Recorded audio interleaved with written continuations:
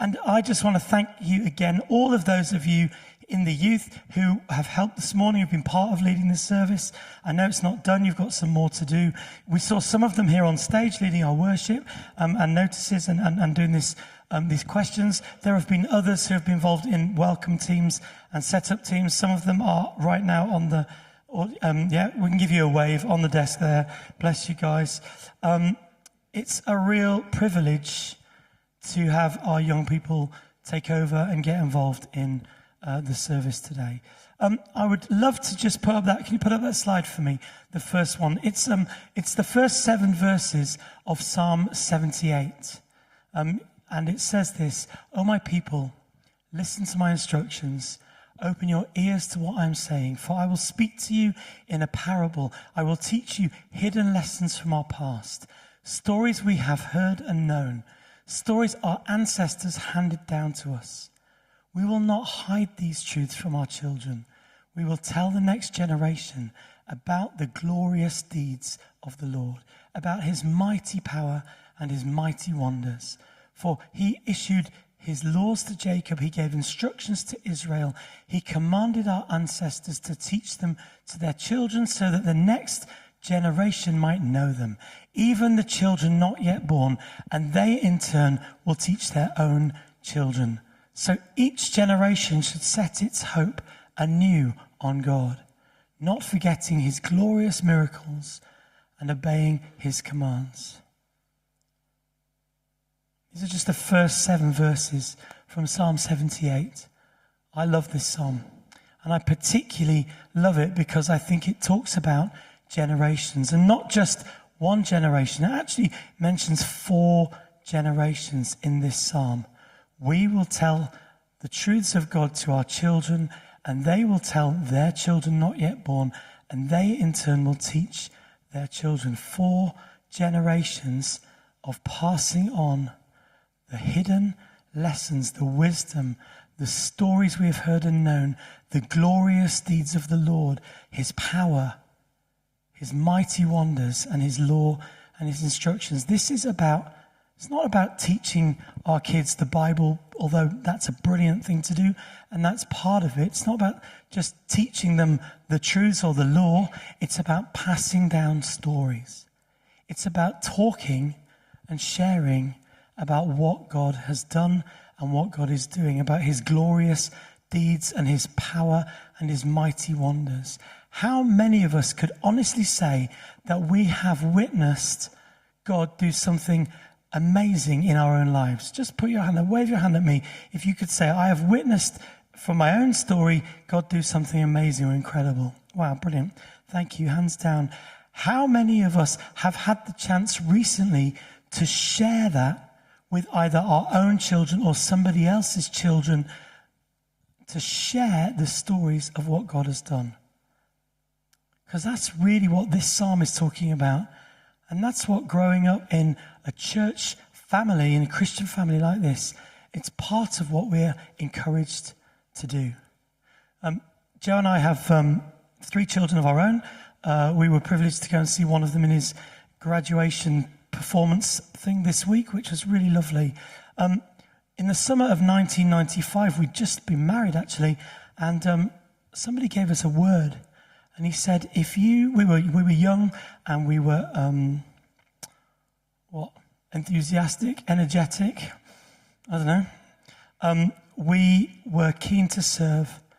We were looking for something to do together, and actually somebody gave us a word, and he said, very, very specific keyword. He said, if you don't spend at least the next 5 to 10 years of your life investing in the next generation, it will be a real waste, a real shame.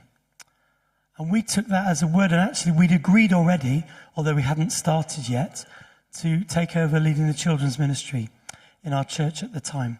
We were looking for a role that we could do in church together, and that's what it became, and we did take it over, and we ended up running it for the next 14 years actually. So investing in the next generation's very much been part of our story, which is why we're so passionate about it. The Bible has 2 Hebrew words for family. Can you just put the other slide up for me, guys? Thank you. There are two words in the Bible, in the Old Testament, for family in the Hebrew. And one is bahith, okay, which means the nuclear family, what we would think of as just the family who generally live close to us, live around us. And the other one is mishpachor, which is more talking about our clan or our tribe or our community. And I want to just talk briefly about both of these. So we would think of the bahith nuclear family in our context, we would generally think of the immediate family under one roof, where parents are instructed to teach their children the commands of God and to celebrate the stories of what God has done. So for an example of this would be just in Genesis chapter 7, verse 1, God is talking to Noah, and he says to Noah, "Go into the ark, you and all your household, for I have seen that you are righteous before me in this generation." That is the word bahith. That's the word that the Old Testament uses there. And so for those of us who are parents, for those of us who actually have children of our own currently or who've moved on, there is a specific encouragement to share our faith with our children in the context of our nuclear family, our immediate family. Now, I grew up in a Christian family in the 1970s and 80s, and I was basically taken to church all my life. For a while, my parents even managed to facilitate a family Bible study around the table in our kitchen where we would read stories from the Bible and we would pray together. And as I got into my older teenage years, that became a little bit more awkward. In fact, to be honest, talking with my parents became awkward, full stop. But the one thing that my parents did do was encourage us to get involved with church and with Christian events and activities, and the church we grew up in, and wider beyond as well. And as I look back, I realize that was massively important and formational for me in my faith and as in life. And so even though it was a bit awkward with my parents, there were others around who could teach me and my sister about God, who could help us navigate the complexities of life and faith. And for me, that was a game changer. I met people who encouraged me in my faith, who shared stories about God's powerful works and helped me encounter God's love and his presence and his power for myself. So for me, being part of a wider faith community was so important. And I'm going to talk about that in a second. But before I move on to that, I just want to encourage those of us who are parents here. You see, Joe and I, we tried hard when our kids were smaller to get organised and to read the Bible with our kids systematically around the table. But if I'm honest, we pretty much failed at it. We couldn't make it work, not in the organised way. But the one thing that we did do, and I'm going to put most of this, about 96% of it down to Joe and not me, was that we kept telling our children the stories about what God was doing. So, in that previous verse we read in Psalm 78, when it says, we will tell the next generation the praiseworthy deeds of God, of what God has done. And that is something that we would do often with our kids. And obviously we were leading a church, so we were in a privileged position. We got to hear stories of what God's done. You wouldn't believe it. Would you believe it? God's answered this prayer. Or this person came in today and they got healed. Look what God is doing. Look what's happened. The stories of what God was doing in our lives and the lives of people we knew and in the church. And we told the kids. Every time we knew that God had answered a prayer, we told the kids. Even when, actually, to be fair, even when God didn't answer prayers, we still told the kids. When we were really in need, we told the kids because we took them on the journey of faith with us. We didn't tell them that we got all the answers, because we don't. But they came with us. They had to. They had to partly because of our job, but mainly because this was our life. And we just wanted to share it with them. And the other thing we did was we did our best, and this was a growing thing as we grew and they grew, to teach them and to model emotional literacy to them, to teach them how to express in a healthy way their emotions and their feelings, as we were doing. They say, that if you're old enough to analyze your own parenting style, the parenting style that your parents had with you, I don't know if this is anecdotal, but somebody told me, you spend the first 20 years of your life being parented, And then you basically figure out either I'm going to do it the same as them or completely the opposite way as them. And I'm sure it's more nuanced than that. Modeling a healthy way to express emotions and deal with our stuff and resolve conflict and look after one another in the busyness of life and culture is one of the most important things any of us as parents can do for our kids after teaching them about God. In fact, I would perhaps argue that it's one of the most powerful and profound ways we can teach them about God by doing that. I read a quote, actually heard it on a podcast, and I wrote it down, and it's not from a Christian guy, it's from a radio presenter called Christian O'Connell. And I was just happened to be listening to his an interview with him, and he made this comment that I thought was very interesting. So he said this: any parent that doesn't have the courage to face their own inner pain isn't a good enough parent. Which is a bit, oh gosh, that's quite a harsh thing to say. He said, it's the best gift I've ever given my kids. This was him talking about dealing with his stuff. Another friend of mine had probably the most profound piece of parenting advice I've ever heard. He said, what's your one tip for great parenting? He said, 3 words: say sorry quickly. Be the first. Another friend of mine has another phrase which kind of means the same thing. He says, always aim to be the most mature person in the room. All the parents are looking at me like. But there's another word, as I said, that the Bible uses for family. And that's this one, mishpachor, which is more about the tribe and the clan and the community. And it goes beyond our own immediate families. And for those of us who don't have kids of our own, or we're not in the stage of life where they're around, I want to encourage us that actually in the context of a church community like this, all of us have a part to play in helping our young people grow in faith and life and emotional literacy. Wendy, you're nodding at me, and I'm just remembering where's James? Where's James Stockley? There you are. I'm just remembering, James, when you gave your testimony here on Easter Sunday, and you talked about the different people. Sorry, none of our testimonies made it onto the DTI video. I'm sorry about that. We could have done our own with the same. But when James was talking, you shared about the number of people in our church community who've invested in you and your faith over the past couple 2 or 3 years. And that was really beautiful. And that's kind of what this is about. You see, the most common word for family in the Old Testament isn't bahith, but it's mishpachor, because it's much more associated with the wider sense of clan or tribe, of people bonded together with a common cause. We might call it the community. It would have started with extended family. A child would grow up and they would add to their parents' house, and over time the generations would multiply and the community would grow and become a whole tribe. So an example of that is in Genesis 28, when God says to Moses, actually, your offspring shall be like the dust of the earth, and you'll spread abroad to the west and to the east, the north and the south, and you and your offspring, and in you and your offspring shall all the families of the earth be blessed. And that's the word mishpachor, the tribe, the community. And you see, when instructions are given in Deuteronomy for the passing on of the belief system from one generation to the next, they're written in the context of mishpachor. And every member of this mishpachor, clan, tribe, extended family, recognize their responsibility to communicate the faith of the tribe to the children of the tribe. And over time, yes, particular teachers were appointed to train the children, but the emphasis remains on the whole community having input into a young person's life.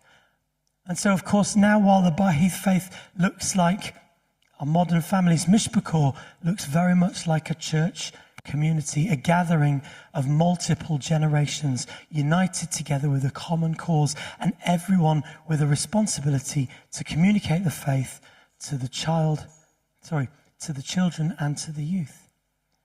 You see, when parents dedicate their children in our church family, we invite everyone present to pray a prayer, to join in with a prayer of commitment to the child and the parents. I don't have the words here, but it says, Father God, help us to draw this child into relationship with you by our example and our love. Help us as we support and encourage them and their family.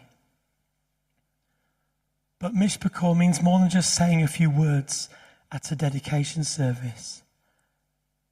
You've heard me say this before, but the truth is that whether we choose to get involved directly with our young people or not, every member of this church family is communicating something about our faith to the next generation.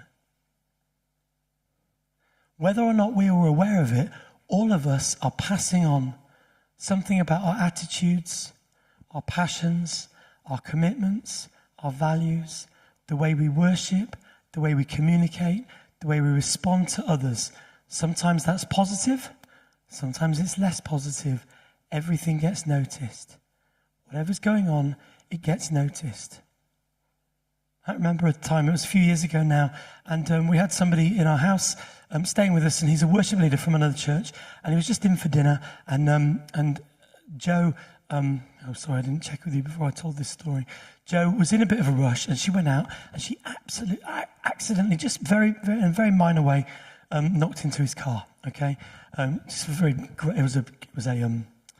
it was a winter, dark, cold, poor visibility night, and Joe was in a rush. Anyway, she came rushing back in and a bit flustered and said, I'm so sorry. I think I've just banged into your car. I don't think I'm not sure. That was just a little minor scratch on the bumper, but Joe was very apologetic. And he just said, oh, it's fine. Honestly, please don't worry about it. It's not an issue. And our children said to us, you could tell he's a worship leader by the way he reacted to Mum. Not by the way he led worship on Sunday, by the way he reacted in the moment. And I thought, isn't that interesting? We are all of us have a part to play in passing on the faith to the next generation. And the way that we do that, yes, we teach the Bible. Yes, we try and figure out what it means and how we apply it to our lives. But it goes so much deeper than that. So much deeper. So I'm coming into land here, and we're going to have some time for ministry, which I think you guys are going to lead us in. As parents, we can grow in our own faith and our own emotional literacy. We can deal with our stuff. We can teach our kids how to share and to deal with their emotions appropriately and kindly. We can teach them and model how to say sorry, how to resolve conflict healthily and well, how to talk about our own vulnerabilities in an appropriate way. As I said, the first rule of parenting, say sorry quickly. And as parents, we can be really intentional to share with our kids, to draw them into activities that are going to encourage them and inspire them, drive them to places. We can put them with people who can be great role models. I remember one summer driving about 3.5 hours across the country so that one of my kids could get to a festival, a Christian festival, and then driving them 3.5 hours back, and then 3 days later going all the way again to pick them up and all the way back, because there weren't too many other people. It was just the logistics of it. I wanted him to be there. I wanted him to be there with his friends. I knew it would be a positive experience for him. And sometimes as parents, we go, oh, I'm a bit tired. It's been a busy week. And that's legitimate. I don't know if I've really got the energy to drive out again and take the kids to youth. Honestly, parents, it's so worth it. It's so worth it. It's so worth it. Love and care and facilitate and go the extra mile and be the first to say sorry and grow in our own emotional health. That's something we can do as parents. But all of us as church family, there are loads of things we can do to invest in the next generation. And many of you are doing these already. We can get to know, if we don't have kids around us, particularly in our immediate sort of circle, then get to know some families. Be surrogate godparents or surrogate grandparents. Just get involved. Help mind the children when they're young. Hands up those who've got young children who'd love an extra babysitting night. Yes, there he is. Straight there for you. Hang on, keep it. Hands up again. Okay, have a look around, everybody. Okay. What we can do is we can go and offer to babysit for some of these people. Or we can treat the kids and invest in them when they're older. And we can all pray. And in the context of church, we can just say hello. We can just take a notice. We can be kind. We can, you don't have to be Sorry, kids, young people, close your ears a minute. We don't have to be cool. Believe me. Don't try and be cool. Just be authentic and be real, and make a point of making some conversation, of taking an interest or taking a note. And honestly, we can volunteer as well. We can serve on teams. I'm sure Joy would absolutely love it if you came to her and said, I'd love to join a youth or a kids team. We've always got space. There's always opportunity for us to serve. And if you can't, and serving in church is one thing, serving at DTI is another. I just had a little look at the DTI website. If you don't know what DTI is, it's our wonderful Vineyard Youth event. Joe and I are going to be there with a dream team pastors. There's a team of 500 people serving an event of 4,500 up on the Staffordshire Showground in the end of July. And there's still an opportunity for those of us who are grown-ups to get involved. Specifically, they still need campsite hosts, catering team. Sorry, this is nothing to do with our youth that are going. This is just serving to make the event happen.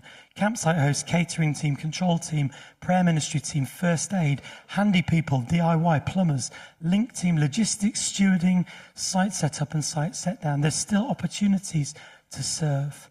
And one more particular thing is if you would like to give our own youth have some equipment that they are buying. We have, including us and Solent together, we have about 60 plus people going on the trip to DTI this summer. And there's some equipment that they are going to buy and have some budget for. But if you have a little bit of extra money you'd like to give, go talk to Joy about just maybe sponsoring some of the bits and bobs of equipment they specifically need to make that camp happen for all those 60 people. So that's me done. I would love to encourage us to get involved one way or another in what God is doing with our young people. Now, who's coming up to lead some ministry?